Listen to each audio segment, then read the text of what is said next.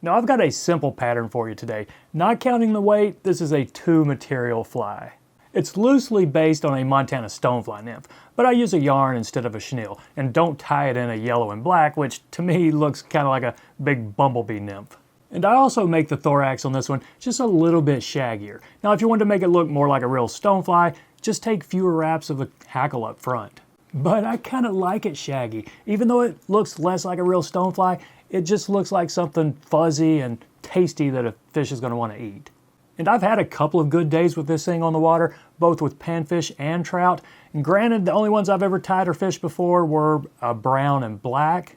And I'm tying this one today in an olive, which I think is going to be fine. I think this type pattern is going to be most effective in something pretty dark and in natural colors. So there it is in the vise, just what I'm calling my all-purpose stonefly nymph. Pretty fuzzy looking pattern, but also pretty simple to tie. And I'm tying this on a size 8. You could certainly go down to 12, 14 would be fine. Let's try to pinch this barb right here. Got it. And this is a 3X long, I think 1 extra heavy nymph hook. And I am going to weight this just based on how I'd fish it, and pretty heavily. This is an 020 weight. This one is actually not a lead free, which I do prefer lead free when I have it, but I didn't have any this big. So go ahead and put a good 10 wraps or so right there in the middle of the fly. And I'm going to use some brown thread. This is a 70 denier. 140 would be just fine right here, probably even better, but I already had this spooled, so I'm going to go with it. Just put a dam in the front and the back, ramp it up a little bit, and then tie it off the bend of the hook. And for the tail, just some hackle barbs. This is from a Grizzly hen. It's what I'm going to use up in the thorax, but we're just going to catch a little bit here in the tail. Give it just a little bit of action right here. Not a whole lot. I think that's going to be fine. I could probably go a little bit more than that, but this will be just fine. Now bring your thread up right behind the weight. And here's where this one differs from, say, a Montana stone or something. Instead of a chenille, I'm just using a yarn. And this, with this size 8, I can go with a full strength. This is probably a 4-strand yarn. If you were tying it in a 12 or so, maybe smaller, you'd probably want to split this yarn and just use maybe 2 of the strands. So now leave your thread somewhere up here in the middle of the weight, and we're going to just wrap this. And we'll try to get a taper. We can let it, spin it to where it's a little bit flatter at the back, and then cord it up so it's maybe a little thicker up here at the front. And you might be able to get a taper doing that. Might not really be able to make a whole lot of a difference, but if you can get it just a little bit thicker up front, it'll probably look a little bit better. Okay, I think we did okay there.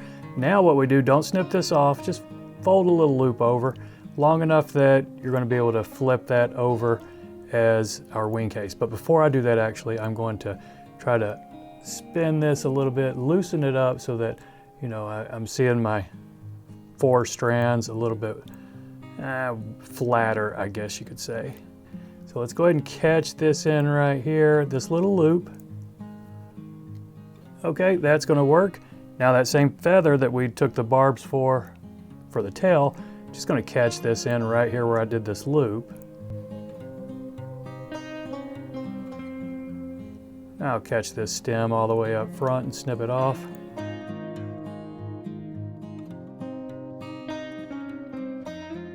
Now let's finish wrapping this thorax, and you might want to tighten this back up or just not worry about it and go ahead and wrap your thorax here.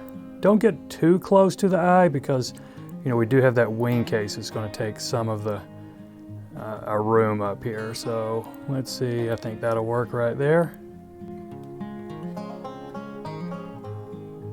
Okay, that profile is going to look fine, I think. I guess we'll see in a minute.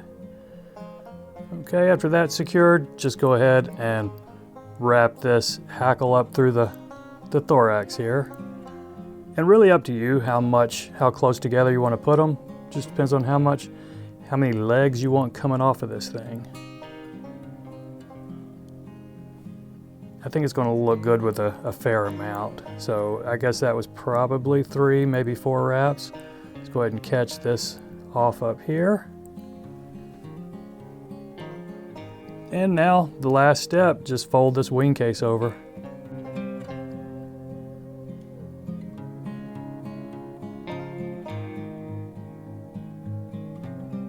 All right, I think that's gonna look okay. My head's gonna end up being a little bit big, but I think we can live with that. Let's snip this excess wing case off right here.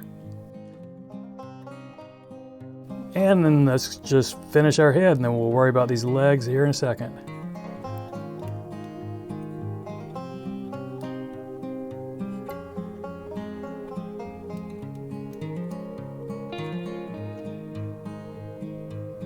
Well, that took about forever there. I guess a 140 denier thread would have been a much better choice on this one, but we made it work, so go ahead and whip finish it here.